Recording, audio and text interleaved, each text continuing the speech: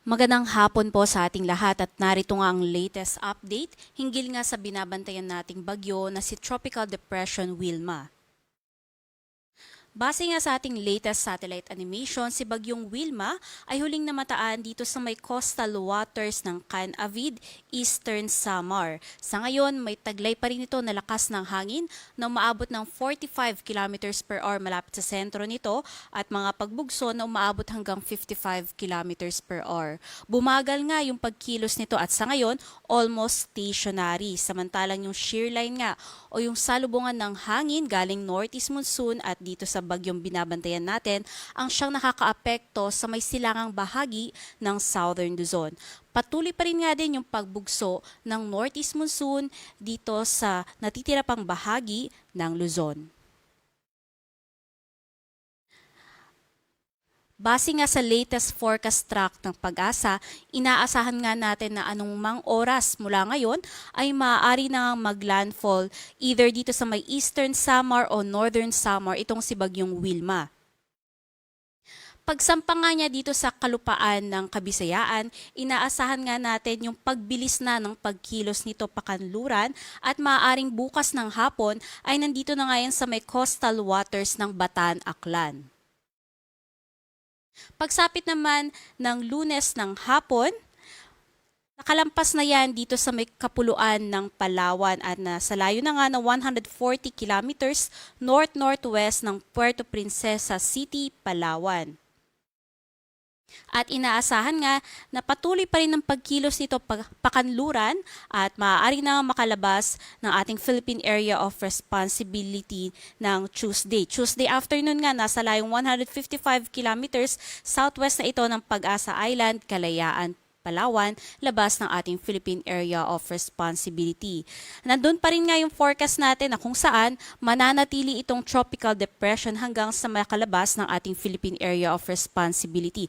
However, dahil nga merong epekto yung pagpasok ng hangin galing northeast monsoon at nagdadala nga yan ng malamig na hangin at tuyong hangin dito sa bagyo natin na si Wilma, andun yung posibilidad na habang tinatahak nito yung kapuluan ng Visayas ay maaaring humina na lamang to at maging isang low pressure area.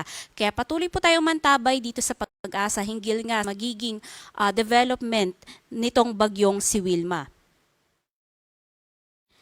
Sa senaryo nga natin, nakataas pa rin ang wind signal number 1 sa may Sorsogon, Masbate including Ticao and Burias Island, Romblon, southern portion ng Oriental Mindoro, southern portion ng Occidental Mindoro, northern portion of Palawan, including Cuyo, Calamian, and Cagayan-Silio Islands. Sa bahagi naman ng Visayas, kasama pa rin under wind signal number 1 ang Northern Samar, Eastern Samar, Samar, Biliran, northern and central portions of Leyte, northern and central portions of Cebu, including Bantayan Islands at Camotes Islands, at northern portion ng Negros Oriental. Northern and central portions of Negros Occidental kasama rin under wind signal number 1, gayon din ang Guimaras, Iloilo, Capiz, Saclan, Antique including Caluya Islands. Muli, pinag-iingat po natin mga kababayan natin dyan under wind signal dahil kahit na mahinang bagyo nga itong si Bagyong Wilma, ay andyan pa rin nga yung mga dala nitong pagbugso ng hangin. And ine-expect po natin na mula ngayong araw hanggang bukas habang tinatahak nga nito ang kapuluan ng Visayas at maaari nga na by tomorrow, maaari na nitong tahakin ang West Philippine Sea. Andyan pa rin nga yung pagbugso ng northeast monsoon sa malaking bahagi ng Luzon. And yung hangin na dala din ni Wilma aside sa mga areas under wind signal, makararanas din ng malalakas na hangin sa Visayas hanggang sa may Zamboanga Peninsula. Yan po ay for the next 2 days. At pagsapit nga ng Lunes na kung saan, papalabas na nga ito ng ating Philippine Area of Responsibility at nasa West Philippine Sea na, more on dito na lang sa Luzon ang makararanas ng mga malalakas na pagbugso ng hangin dala ng northeast monsoon. In terms naman ng mga pag-ulan ngayong araw hanggang bukas ng hapon, dahil nga sa pinagsamang epekto ng shear line at yung mga paulan na galing dito sa bagyo, inaasahan Asahan nga natin na mga lalakas pa rin yung mga pag-ulan dito sa malaking bahagi ng Bicol Region, mangilan-ngilang bahagi ng Mimaropa at mangilan-ngilang bahagi pa ng Visayas. Kung titingnan nga natin dito sa may bahagi ng Bicol Region, ay naghahati ngayong epekto ng shear line or mga pag-ulan na dala ng shear line at yung bagyo. So ito po yung linya na naghahati sa kanila. So lahat ng mga areas sa may bandang taas nitong linya, kasama dyan ang Camarines Norte, Camarines Sur, Albay, Catanduanes, pinakamalalakas sa mga pag-ulan, umaabot ng 100 to 200 mm at 50 to 100 mm sa may Quezon, Marinduque, Oriental Mindoro. Yan po ay mga pag-ulan na dala ng shear line. Samantala yung mga areas sa baba naman nitong linya, kasama ang Sorsogon, Masbate, Romblon, kung saan umaabot ng 100 to 200 mm at 50 to 100 mm sa may Northern Samar, Samar Eastern, Samar, Biliran, maging dito nga sa may Acan, Capiz, Iloilo at Antique. Asahan po natin na 50 to 100 mm mga paulan, dala po yan nitong si Bagyong Wilma. Pagsapit naman ng bukas ng hapon hanggang sa Lunes ng hapon na kung saan bumabaybay na nga ito papunta sa may West Philippine Sea, yung mga paulan na nga lang na dala ni Wilma ay makakaapekto na nga lang dito sa may Palawan.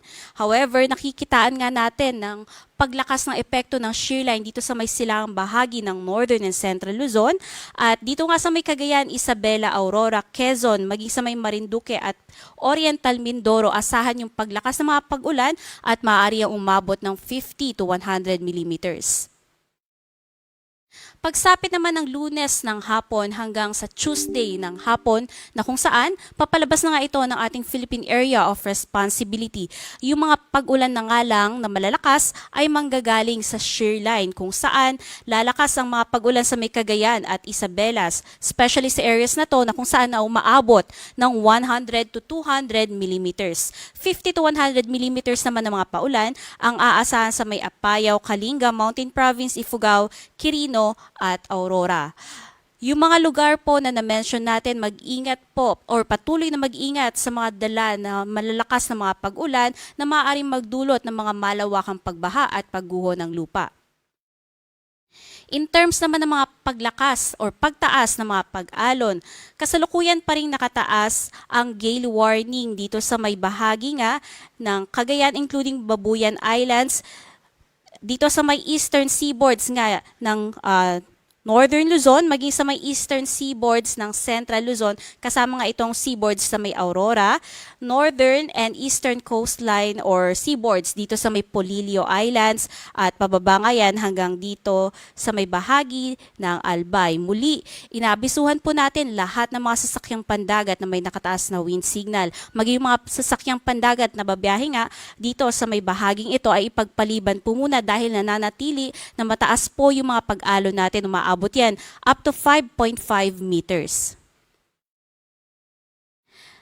Kung makikita nga natin sa mapa, yung mga malalakas na mga pag-ulan ay nasa bandang hilagang kanluran ng bahagi or quadrant nga ng bagyo natin. Kaya naman, although yung sentro ng bagyo natin ay nasa bahagi ng Eastern Samar, yung mga malalakas na mga pag-ulan ay nakafocus dito sa may katimugang bahagi ng Bicol Region. Kasalukuyan nga ngayon na nakataas yung ating heavy rainfall warning, yellow to orange dito sa may parte ng Sorsogon at sa may Albay, maging sa may Catanduanes. Kaya pinag-iingat po natin yung ating mga kababayan dyan sa patuloy na mga paglakas ng mga pag-ulan dala nga ng shear line at ng bagyo. At yan po ang latest mula dito sa Pag-asa. Charmaine Varilla nag-uulat. At ang susunod po natin na ulat ay mamayang alas 8 ng gabi. Magandang hapon po sa ating lahat.